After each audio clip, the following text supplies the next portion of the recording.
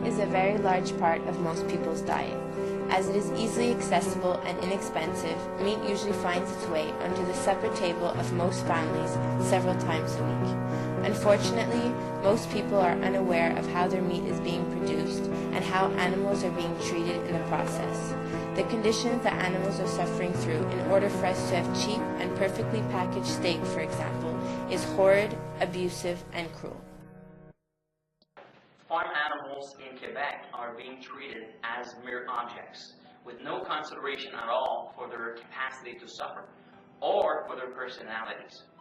Most animals and the overwhelming majority of the meat we eat in Quebec today comes from factory farms, not from small-scale family farms.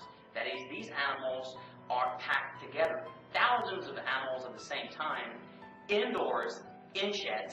They live in filthy conditions. They cannot exhibit any natural behavior. At the slaughterhouses, the conditions are not much better. Oftentimes, they're being slaughtered while still fully conscious. An hour away from Montreal, just across the border of Ontario, we can find La Gantoise Farm, where Belgian blue beef cattle is raised. It is important to mention that the owners disapprove of the use of hormones or antibiotics on their cattle, thus making their meat 100% natural. So yes, we purchased this farm about 30-some years ago, and my wife and I were both born in the city, so we didn't really know too much about farming, and except that I went to school, to an agricultural school. We bought a ongoing operation, which at that time had about 30 cows, and now so total head count of about 60, 70, and now we're up to 600. These 600 cows are raised in a free-roaming environment, which means that they can walk around outside during the summer and eat grass. As mentioned before, there are no additives used to promote the growth of the animals, which, as explained by the owner of the farm, is a feasible way of treating the animals. Our health is put at risk with the use of growth hormones in beef production. Science News informs us that hormones are used on 80% of all cows in the US. In fact, according to the Scientific Committee on Veterinary Measures, these hormones can lead to the disruption of our human hormone balance, can cause developmental problems, as well as different types of reproductive cancers, including breast, prostate, and colon cancer.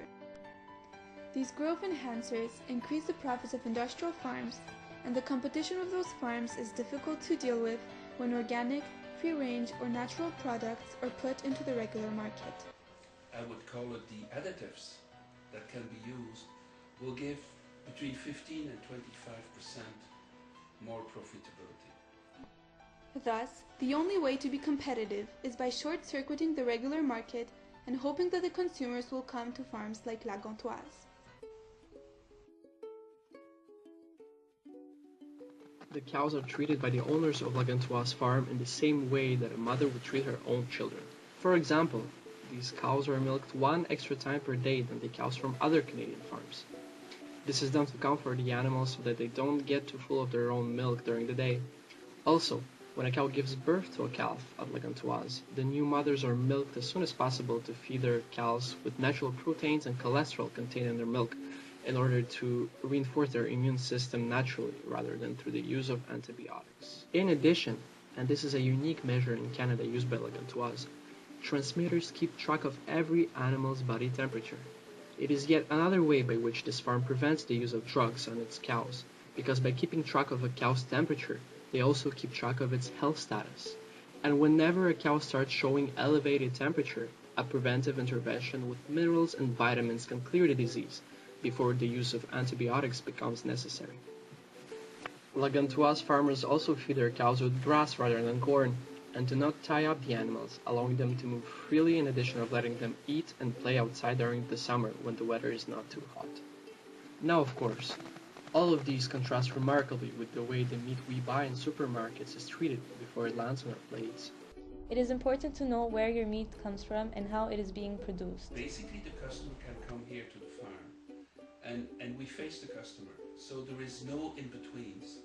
So basically we can look in the eye of the customer and he can look us in the eye, and there is I would say a relationship of confidence that builds, and that's the real Les reason. animaux sont bien soignés, sont pas maltraités. Ça fait plusieurs années que je viens ici, et puis je peux plus manger d'autres sortes de viande. We need to stop encouraging industrial farming by using our power as consumers and start being more aware of where our meat comes from and the conditions in which our animals are being raised. It is clear that an alternative to this problem would be to buy meat from local free-range or organic farms. As students, simply looking for organic meat certification at grocery stores is just as good.